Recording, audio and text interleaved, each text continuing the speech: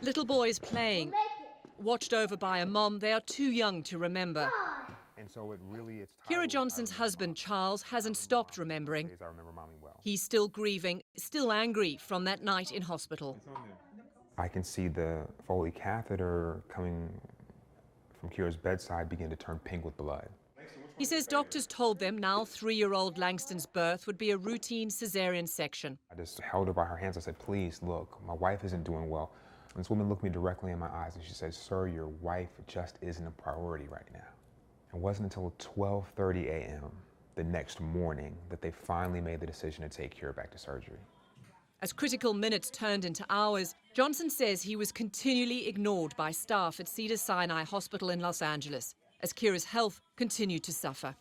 When they took Kira back to surgery and he opened her up, there were 3.5 liters of blood in her abdomen from where she had been allowed to bleed internally for almost 10 hours. And her heart stopped immediately. Johnson is suing the hospital for the loss of his wife, and with the case pending, Cedars-Sinai told CNN in a statement that they could not respond directly because of privacy laws, but that Cedars-Sinai thoroughly investigates any situation where there are concerns about a patient's medical care. Kira was a successful entrepreneur who spoke 5 languages.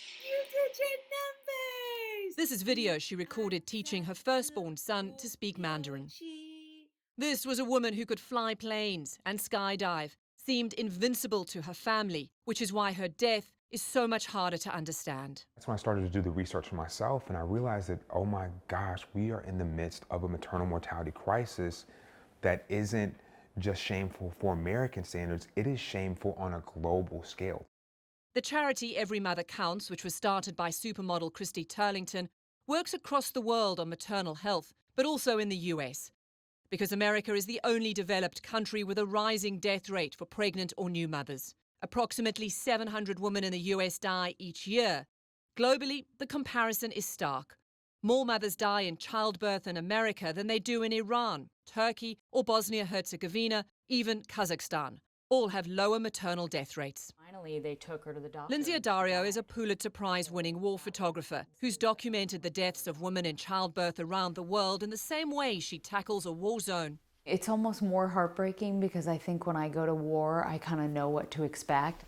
What she did not expect was to find that her own birthplace, America, was failing pregnant women in some of the same ways that much less developed countries fail their mothers. When I go to the United States, I see, these little scenes of heartbreak. I just can't believe they're happening in my own country.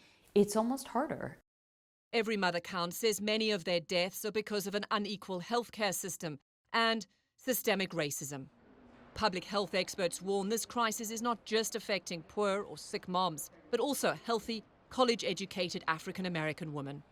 We do know that there may be issues in terms of institutional racism. A well-educated African-American woman with more than a high school education has a 5-fold risk of death compared to a white woman with less than a high school education. There is a failure and a disconnect for the people who are responsible for the lives of these precious women and babies to see them and value them in the same way that they would their daughters, their mothers, their sisters. Now part of an unnecessarily large fraternity of Americans who've lost partners in childbirth, Charles is pushing for policy changes, raising awareness, and trying to hold doctors and hospitals accountable. If I can simply do something to make sure that I send other mothers home with their precious babies, then it's all worth it.